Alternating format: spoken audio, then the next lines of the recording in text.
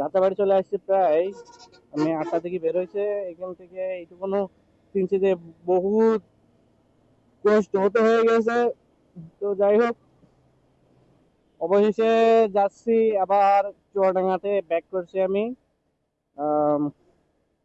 Nothing else, কিছু accessories কিনছিলাম।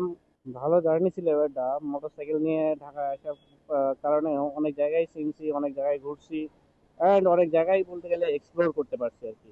এখন যদি হচ্ছে আমি ইয়েতে আসতাম, বাসে আসতাম অথবা ট্রেনে আসতাম, তাহলে আমার হয়তো বা এইভাবে যেভাবে আমি ঘুরে বেড়ালাম, দেন কিছু কিছু মানুষের দেখা হলো, যেমন হচ্ছে মিজু ভাই, তারপরে আম, অশ্রু বিশ্বাস ভাইয়ের সাথে দেখা হয়েছিল। তাতে বাইক চালানো যা প্যারা, আমার মনে হয় যারা ঢাকায় চালায় শুধুমাত্র তারাই জানে ভালো মতো। কেননা আমিও আসলে অতটা ভালো মতো বুঝতে পারিনি যে এতটা আসলে জ্বালা হবে, কেননা এত জ্যাম আর এত বেশি অতিরিক্ত জ্যাম আর এতগুলা গাড়ি, এই গাড়ির ভিতরে চালানো যে সে ব্যাপার না। তো সকাল সকাল বের হয়েছি যাতে করে সকাল সকাল চলে যেতে পারি। আর তেলের মিটারে 2 জার আছে, আশা করা যায় যে হচ্ছে চলে যেতে পারি, কেননা নিচেরটায় হচ্ছে 3 লিটার থাকে আর উপরেরটায় 1 লিটার, মানে 4 লিটার মতো অ্যাভেলেবল আছে। আর আশা করছি যে হাইওয়েতে যেহেতু চালাচ্ছি আজকে অনেক জেন্টাল রাইড করব, তো ট্রাই করবো যে 50-এর মতো যদি মাইলেজ পাওয়া যায় তাহলে একদম মানে চলে যেতে পারবো।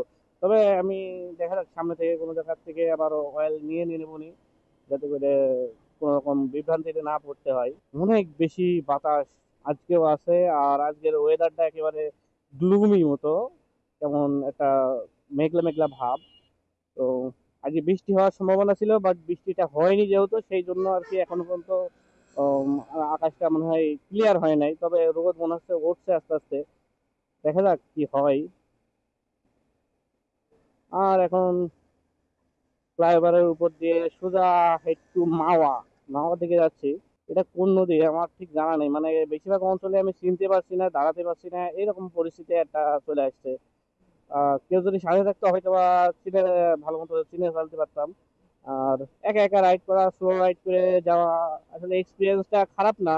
বিশেষ করে আমি একটা ভালো রকমের সাপোর্ট পাইছি যে এই হর্নের যে সিটিং পজিশনের কারণে।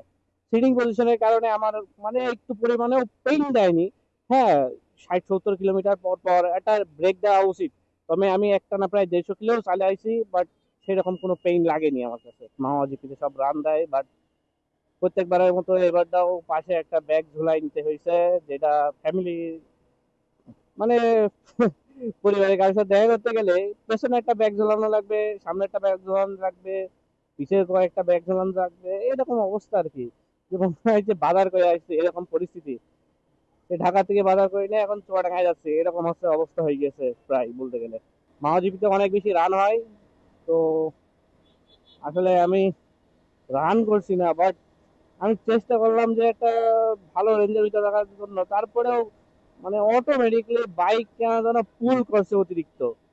এটা আসলে কেমন মতো লাগছে যে এত বেশি পুল করলে হয় নাকি। আর এই যে বাস, এই যে বড় বড় বাস যখন যায়, যে হাওয়াটা মারে, হাওয়ার যে ধাক্কাটা, সেটা অনেক বেশি ফিল হয়। কেননা এই যে বাসগুলো হাওয়া কাটে যায় এবং পরবর্তীতে ওই এক্সট্রা বাতাস আরো একসাথে লাগে, এই জন্য হাওয়া একটা অন্যরকম একটা ধাক্কা দেয়। আর স্পেশালি এই বাইকটার ওজন আমার অনেক বেশি হালকা মনে হয়, এই কারণে এই হাওয়া নিয়ে বহুত ঝামেলায় রয়েছে। এই জন্য মনে হয় মাঝে মাঝে যে পালসার N250টা শিফট হওয়া যায় নাকি। তো কালকে মালিবাগে ওখানে গেছিলাম, তো মালিবাগের যেই হোন্ডা শোরুম ছিল সেখানে N250 অ্যাভেলেবল ছিল না। তো N250 অ্যাভেলেবল না থাকার কারণে আমি জিজ্ঞেস করলাম যে তাদেরকে যে N250 কি আসবে নাকি অ্যাসেম্বল করবে নাকি কি রকম কি। তো তারা বিস্তারিত জানাইলো যে এই মাস অথবা সামনের মাসের ভিতরে ইউএসডি যে ভার্সনটা রয়েছে সেটা হয়তো বা আসতে পারে, এরকম তারা বললো। তবে আমার চুয়াডাঙ্গাতে যেমন N250 অ্যাভেলেবল এখনো রয়েছে, যেটা হচ্ছে টেলিস্কোপিক 4 কি রয়েছে। তো ইউএসডি 4 এখন আসবে নাকি সেটাও দেখার বিষয়। ইউএসডি যদি আসে তাহলে হয়তো বা একটু বেটার হবে আর কি। ইউএসডি আসলে অনেক বেশি একটা চাহিদা হয়ে যেতে পারে, যেমন ওটাতে কোনো কিছুর অভাবই ছিল না বলতে গেলে। যেমন স্লিপার ক্লাস সহ অন্যান্য যাবতীয় সবকিছু দিয়ে দিয়েছে, শুধুমাত্র ইউএসডি সাসপেনশনটা দিইনি এবং হয়তো বা ট্র্যাকশন কন্ট্রোলটা এটা দিইনি, যেহেতু ওটা কমিটার সেগমেন্ট হিসাবে তৈরি করছিল যে 5th গিয়ার রয়েছে, 5টা গিয়ারে কমিটার সেগমেন্ট, অ্যান্ড এটা হয়তো বা সেরকম ভাবেই নেবে মানুষ, তবে এটাকে সবাই নেক্সট স্পট হিসেবে নিয়েছে। আর অবভিয়াসলি একটা পাওয়ারফুল মেশিন M250, আমার কাছে চালাও অনেক বেশি ভালো লাগছিল। আর ওটার প্রাইস রেঞ্জের কথা বলতে গেলে প্রাইস রেঞ্জ অনেক ভালো। পদ্মা সেতু আর 29 কিলো, ভাঙা 66 কিলো, ফরিদপুর 96, খুলনা 170 কিলো। আমি তো খুলনা যাবো না, আমি যাবো চুয়াডাঙ্গা, আমার প্রায় 222 কিলো। তো যাই হোক, অনেক ফার্স্ট মনে চলে আসছি, 8টা 35 বাজে মাত্র। এইটুকু রাস্তা যে ফার্স্ট যাওয়া আসা হয়, মানে বলতে গেলে অন্য লেভেলের। এইরকম হয় না, অন্যান্য যেসব রোড আছে ওইসব রোডে এত ফাস্ট যাওয়া আসা হয় না, এই রোডে যে ফাস্ট যাওয়া হয়।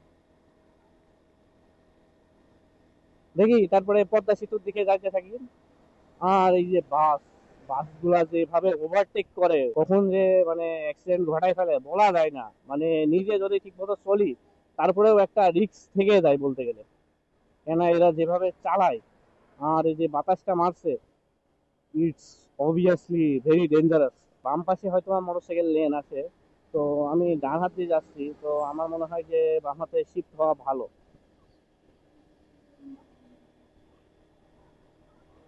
আমি বাম হাতে শিফট হয়ে যাই, কেননা এখন যে অবস্থা যাচ্ছে, মানে যেই পরিমাণে গাড়ি ঘোড়া যাচ্ছে, তো আমার মনে হয় যে আমার মোটরসাইকেল লেনে থাকাই বেটার।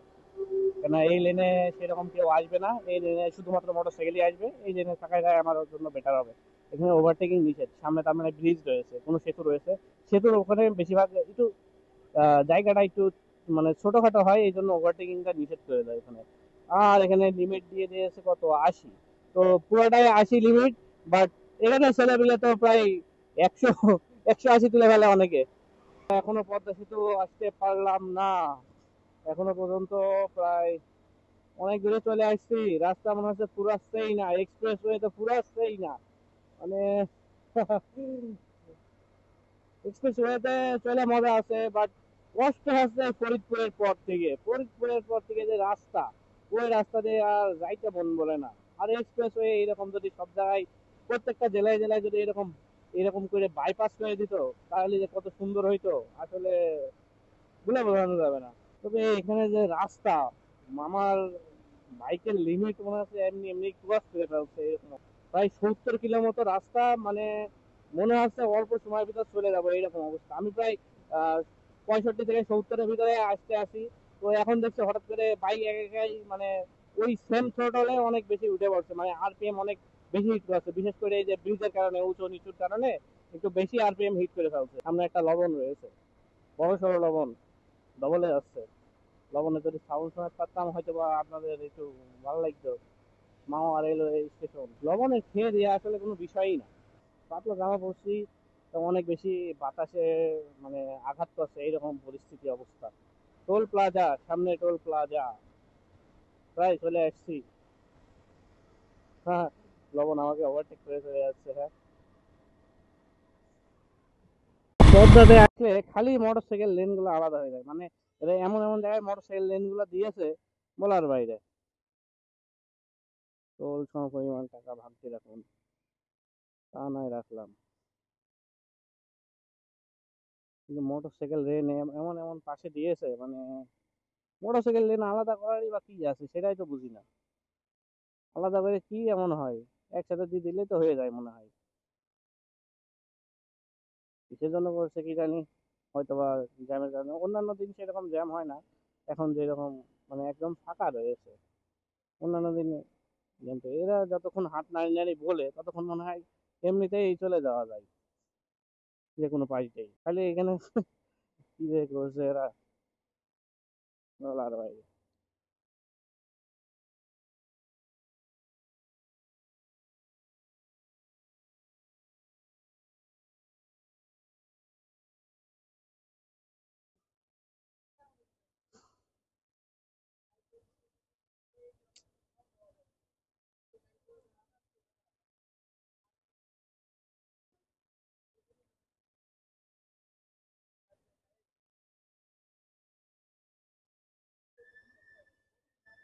হ্যাঁ, টোল দিয়ে বেরিয়ে পড়লাম এবার। ওরে ভাই, এইটুকুনো কেন কেন ঘুরাই শুধু, এইটুকুনো ঘুরিয়ে যে কি লাভ পায় ওরা, ওরা এখানে ভালো। পদ্মা সেতু তাহলে এবার যাওয়া আসা দিয়ে 2 বার হয়ে গেল মোটরসাইকেলে করে আপ ডাউন। রাস্তা হয়তো বা আস্তে আস্তে চিনতে পারবো, পাশে ট্রেন যাচ্ছে, অনেক সাউন্ড হচ্ছে। সাবধানে গাড়ি চালান, সর্বোচ্চ গতি 80। আমি তো 80তেও তুলছি না, আরো কমেই তো যাচ্ছি। হ্যাঁ, রং করলো। হাতে টাকাই ছিল কানে, ও মন করছে মনে হয় সামনে দিয়ে আর বেরোতে পারবে না, এই জন্য ও ডান হাতে তুলে দিয়েছে। এখন হোক আর তখন হোক, সামনে দিয়ে তো বের হবোই। মোটরসাইকেল লেন তো মেলবেই। কি যে মিলে গেছে প্রায়, ওখান থেকে আমার ওঠার কি প্রয়োজন এখন? আমার কোনো প্রয়োজনই ওঠে না ওখান থেকে যে আমি উঠবো। ওকে, পদ্মা রেল সেতু ওইটা নিচ দিয়ে যায়, যেটা যে মিলিত হয় পদ্মা সেতুর সাথে, মেইন সহ মেইন সেতুর সাথে। আর পাশে হচ্ছে রেল সেতু। আমি উঠে গেছি পদ্মা সেতুতে। এর আগের বার যখন আমি গেছিলাম তখন প্রায় 8 মিনিটের মতো লাগছিল আমার মানে পদ্মা সেতুটা পার হতে, কেননা আপনাদের সাথে কথা বলতে বলতে আমি পার হয়ে গেছি, কখন আমার নিজেরও খেয়াল নেই। তো এখান থেকে যেই আহ, উপর দিকে উঠতে হবে, তো আমার সামনে একটা লবণ ছিল, তো সেই লবণটা এখনো পর্যন্ত আসতে পারিনি। আর আমি কখনই উঠে পড়ছি। আহারে, খুব দুঃখ লাগে। এই লবণে সবকিছু আছে, শুধু দামটাও আছে অনেক, কিন্তু ওরে বাবা, ওই পাশে দাঁড়াই রয়েছে পুলিশ, পেট্রোল টিম। ওরা দেখলেই মামলা দেবে। লিমিটে রাখাই ভালো। আমি তো লিমিটেই চলি। সবাই জানে যে এখানে আছে, একটু লিমিট ক্রস করে, এই জন্য পুলিশ হয়তো বা আজকে টহল টিম দাঁড়িয়েছে। এ আল্লাহ, পদ্মা সেতুতে আসলে অনেক বেশি বাতাস। যে উপরের যে আছে এই সারফেসে অনেক বেশি বাতাস রয়েছে, এই জন্য অনেক বেশি বাতাস লাগছে। বাট এটা গায়ে লাগলে অনেক বেশি ঠান্ডা লাগে, ভালো ফিল হয় একটা। পদ্মায় খালি চর আর চর, এই পাশে শুধু অল্প একটু মনে হচ্ছে পানি রয়েছে, বাদ বাকি নিচে খালি চর জন্মে গিয়েছে। যে পরিমাণে বালি করছে, বালি আর পরে খনন করিনি, এই জন্য এই অবস্থা হয়। আর পানির এত অভাব, পানিও নাই। বাতাসে বাইক মনে হচ্ছে লাফাচ্ছে যেন অতিরিক্ত। তবে একটা জিনিস ভালো যে রাস্তাঘাটে কোনো বাইক নিয়ে কোনো প্রবলেমে পড়েনি, যে একটা একটা সার্ভিস বলতে গেলে ভালো মতো করিনি, মানে বাইকের একটা ইঞ্জিনের কোনো একটা নাট বল্টু পর্যন্ত খোলা লাগেনি। তো আমি এখনো 6,000 কিলো রানিং চলছি, আর এই যে ট্যুরটা হয়ে গেল প্রায় 224 কিলোর ট্যুর মাত্র 4 ঘন্টার ভিতরে, হুইচ ইজ স্লাইটলি বেটার। যে একবারে এতখানি চালাচ্ছি, কোনো ইঞ্জিনের নাট বল্টু খোলা বাদে কোনো ট্যাপি অ্যাডজাস্ট করিনি, কোনো কিছু ঠিক করিনি, জাস্ট মোবিলটা চেঞ্জ করছি, এই আর কি, তাছাড়া আর কোনো কিছুই করি নাই। এরপরে যে এত সুন্দর সার্ভিস আছে, এটাই হয়তো বা এনাফ। আর একটা জিনিস যেটা সবসময় আপনি খেয়াল রাখবেন, যে যখন আপনি গাড়ি সার্ভিসিং করাবেন, সার্ভিসিং এর পরপরে আপনি কোনো ট্যুর অথবা কোনো জায়গায় যাবেন না। এটা করে কোনো একটা যান্ত্রিক ত্রুটি হলে তাহলে আপনার মনে করেন যে রাস্তার মাঝখানে পড়ে থাকতে পারেন, এইরকম একটা সমস্যাটা হয়। তো যখন দেখবেন যে আপনার বাইক ঠিক মতো চলছে, চালান।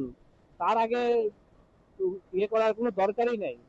যখনই আপনি এগুলা কোনো কিছু এদিক করবেন, সেখন দেখবেন যে কোনো কিছু উল্টো পাল্টা মতো হয়ে গিয়েছে, তখন হয়তো বা একটু সমস্যা হইতে পারে রাস্তার মাঝখানে বিশেষ করে। তো সেই জন্য আমি ঢাকা থেকেও কোনো কিছু ঠিক করে নাই, একবারে বাসায় যেয়ে দরকার হলে আমি সার্ভিস সেন্টারে দেখাবো, তাও ভালো। কিন্তু রাস্তার মাঝখানে যে অথবা কোনো জায়গায় যে এরকম গাড়ি দেখানো ঠিক হবে না। যে বাতাসটা হচ্ছে, বাতাসে আসলে বাইকটা আসলে অনেক বেশি কাঁপাকাঁপি করছে। আমার উচিত হচ্ছে স্পিডটা অনেক কম রাখা এখানে, কেন যে পরিমাণে কাঁপাকাঁপি হচ্ছে, উইচ ইজ মানে ভেরি ডেঞ্জারাস। এটা ছোট গাড়ি হিসেবে এটা অনেক বেশি ডেঞ্জারাস হয়ে যাচ্ছে। আমার একটু স্লো স্লো যাওয়া উচিত। স্পোর্টসে যেই পরিমাণে সুন্দর বাতাসটা কাটিয়ে নেয়, এটাতে সেরকম আসলে অতটা বেশি কাটাতে পারছে না, সেই জন্য আসলে এটা নিয়ে একটু প্যারা খাইতে হতে পারে। বিশেষ করে এই যে হাওয়া যদি একটু বেশি থাকে, তাহলে বাইক একটু বেশি লাফাবে, এটা তো স্বাভাবিক বিষয়। হাওয়া কম থাকলেও আবার ট্যুরে যে মজা নেই, বিভিন্ন রকম ঝামেলা আছে। তো যাই হোক, স্লো স্লো যাই। সবচেয়ে সুন্দর জিনিস হচ্ছে এই জিনিসটা, যে জাতির পিতা হযরত ইব্রাহিম আলাইহিস সালামের মহাসড়ক। আসলে জাতির পিতা তো আমাদের ইব্রাহিম আলাইহিস সালামই। তো তার নামে মহাসড়ক হবে না তো কার নামে হবে আসলে? মোটর বাইকের ফাঁকাই রয়েছে সবসময়।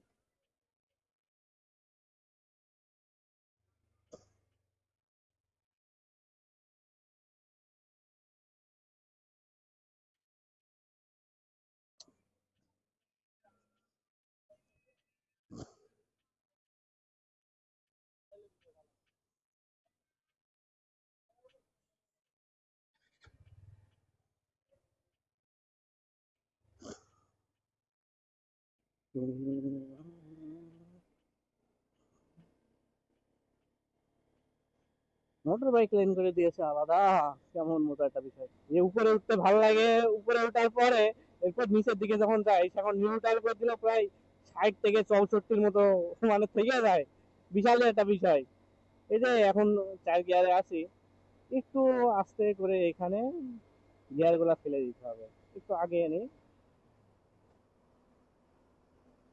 গিয়ার গুলা ফেলে দিলাম, অ্যান্ড দেন অটোমেটিক্যালি এখানে বড় একটা রানওয়ে টাইপের হয়ে গেছে।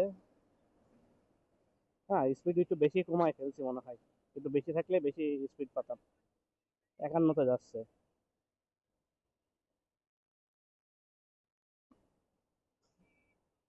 এভাবে কি তেল কমে, মানে তেল কম খায়?